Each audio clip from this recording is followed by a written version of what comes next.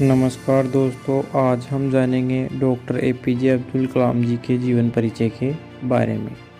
Doctor APJ Abdul Kalam एक प्रख्यात भारतीय वैज्ञानिक और भारत के 11वें राष्ट्रपति थे, जिन्होंने देश के कुछ सबसे महत्वपूर्ण संगठनों में कार्य किया।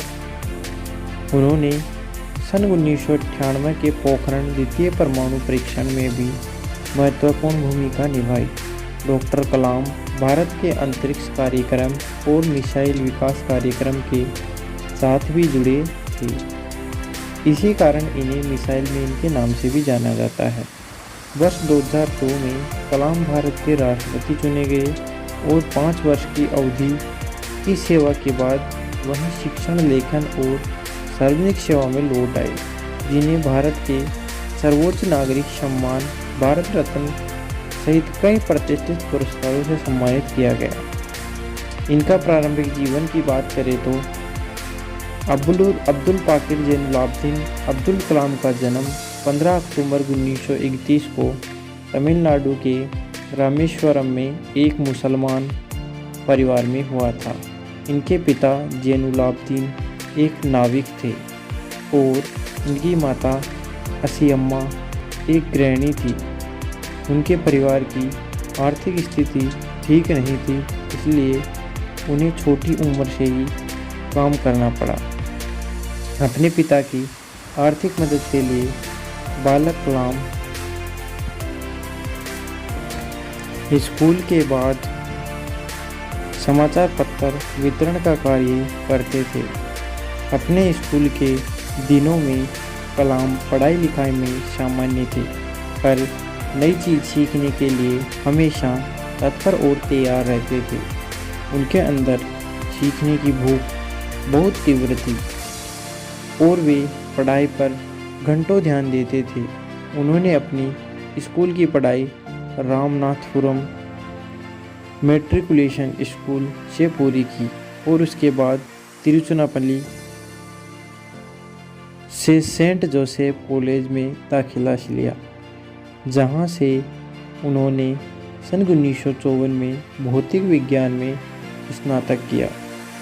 उसके बाद वर्ष 1955 में मद्रास चले गए, जहां उन्होंने एरोस्पेस इंजीनियरिंग की शिक्षा ग्रहण की। वर्ष 1960 में कलाम ने मद्रास इंस्टीट्यूट ऑफ टेक्नोलॉजी से इंजीनियरिंग की पढ़ाई पूरी की।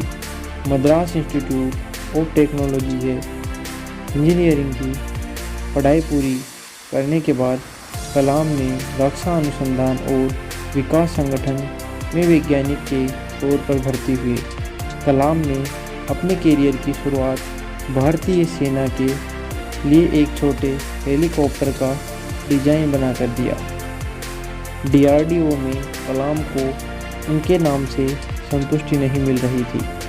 कलाम पंडित जवाहरलाल नेहरू द्वारा गठित Indian national committee for space research के सदस्य भी बने थे। इस दौरान उन्हें प्रसिद्ध अंतरिक्ष वैज्ञानिक विक्रम साराभाई के साथ कार्य करने का अवसर मिला। वर्ष 1969 में उनका स्थानांतरण भारतीय अंतरिक्ष अनुसंधान संगठन इसरो में हुआ। यहाँ वो भारत के सैटेलाइट लॉन्च व्हीकल परियोजना के निदेशक के तौर पर नियुक्त किए गए। इसकी परियोजना सफलता से परिणामस्वरूप भारत का प्रथम उपग्रह रोहिणी पृथ्वी की कक्षा में वर्ष 1980 में स्थापित किया गया। इसरो में शामिल होना कलाम के कैरियर का सबसे अहम मोड़ था और जब उन्होंने सैटेलाइट लॉन्च व्हीकल परियोजना पर कार्य आरंभ किया, तब उन्हें लगा जैसे वो वही कार्य कर रहे हैं जिसमें उनका मन लगता है। सन 1963 या 64 के दौर में उन्होंने अमेरिका के अंतरिक्ष संगठन नासा की भी यात्रा की।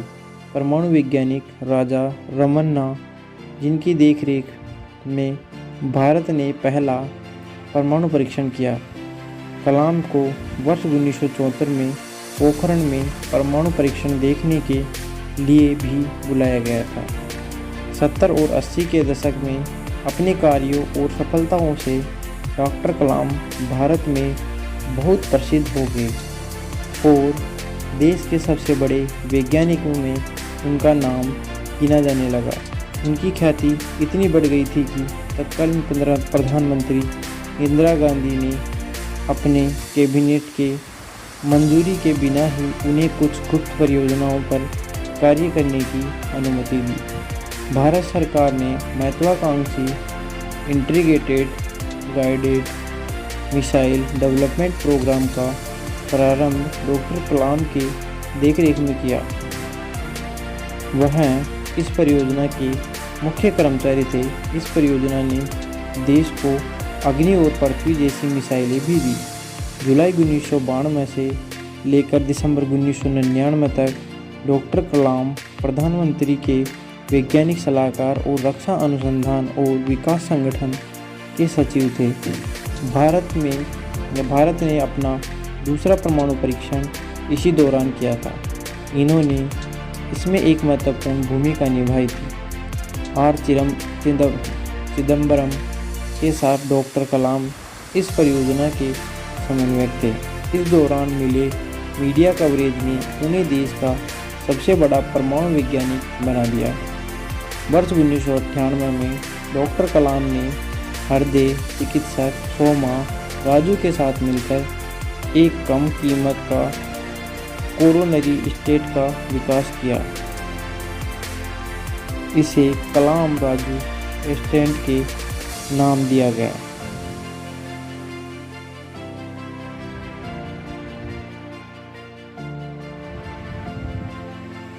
तो दोस्तों, आज हमने जाना डॉक्टर APJ अब्दुल कलाम के बारे में और इन्हें भारत के राष्ट्रपति के रूप में भी सम्मानित किया गया तथा सन 2015 में इनकी मृत्यु हो गई।